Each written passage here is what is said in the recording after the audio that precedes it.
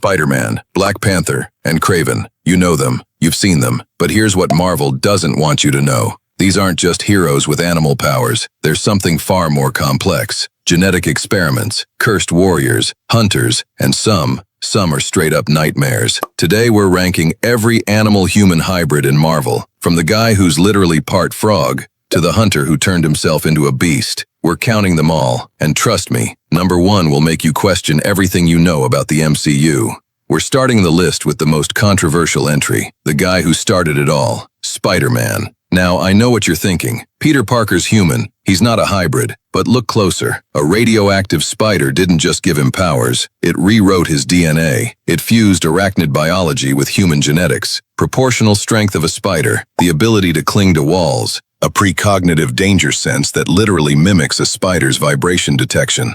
In the Raimi trilogy, he produces organic webbing. His cells operate on an entirely different biological frequency. He's not just a human with powers, he's a genetic bridge between two species, and that's why he opens this list. But here's the beautiful contradiction. Peter Parker is the least animalistic hybrid on this list. He doesn't struggle with feral instincts. He doesn't hunt. He doesn't kill. His spider sense isn't used to ambush prey. It's used to save lives. His strength isn't for domination. It's for responsibility. His direct kill count?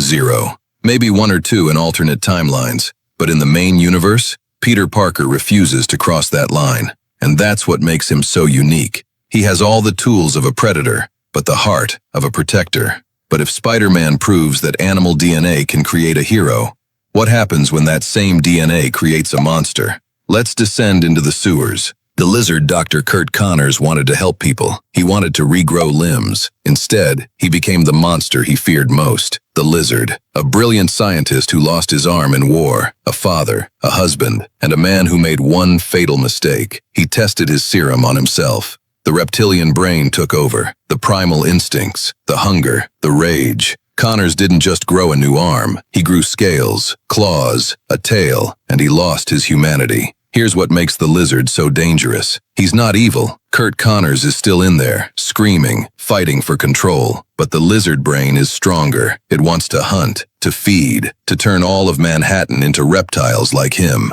His kill count is around 20, and that's only because Spider-Man stopped him before he could do worse. The lizard has torn through buildings, thrown cars like toys, and nearly drowned an entire city in his reptilian serum. But the lizard is just one scientist's mistake. What about the lawyer who chose to become the beast? Let's talk about Frogman. We're starting at the bottom, and I mean the very bottom. Meet Eugene Patilio, a struggling lawyer who decided the best way to fight crime was to become part frog. Yes, you heard that right. Frogman. Now before you laugh, and trust me, everyone laughs, Frogman actually has some legit powers. He can leap over 50 feet in a single bound. He has enhanced agility, and he can stick to walls like a frog. But here's the thing, Eugene isn't a joke. He's a dad. He's trying to protect his family. He showed up in She-Hulk, and while he's not winning any coolest character awards, he represents something important. Not everyone who gets powers becomes a god. Some people just become slightly better versions of themselves. His kill count? 0. His embarrassment factor? Through the roof. But hey, at least he's not the weirdest hybrid on this list. That comes later. Let's move up to someone who actually defends his people. Black Panther. Is Black Panther really an animal-human hybrid? Technically,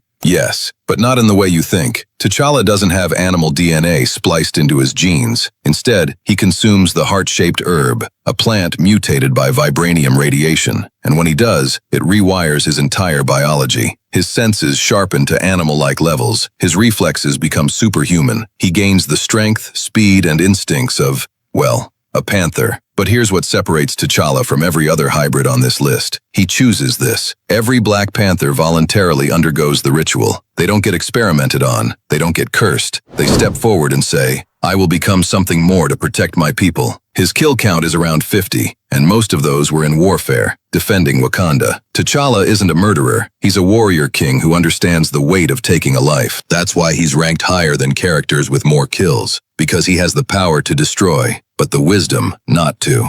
Our next entry kills to satisfy his own ego. He didn't wait for a ritual or a blessing from a goddess. He hunted down the transformation himself. Let's talk about the man who turned his life into a literal blood sport. Kraven the Hunter. He doesn't hunt for food. He doesn't hunt for sport. He hunts because it's the only time he feels alive. Sergei Kraven the Hunter, a man who injected himself with a mysterious serum to become the ultimate predator, and then decided the ultimate prey was Spider-Man. Kraven isn't just strong. He's not just fast. He's a master tracker who can follow a scent for miles, who can disappear into the jungle and become invisible, who can take down elephants with his bare hands. But here's what separates Kraven from every other hybrid on this list. He chose this. He didn't get cursed. He didn't get experimented on against his will. He looked in the mirror and said, "I will become the apex predator." And he did. His kill count is over 100. Big game, poachers, rivals, and once, Spider-Man himself. Yes, you heard that right. Kraven actually killed Spider-Man, buried him, took his place, wore his costume for 2 weeks. That's the horror of Kraven. He doesn't just want to defeat his prey. He wants to become them, to take their identity, to prove he's superior.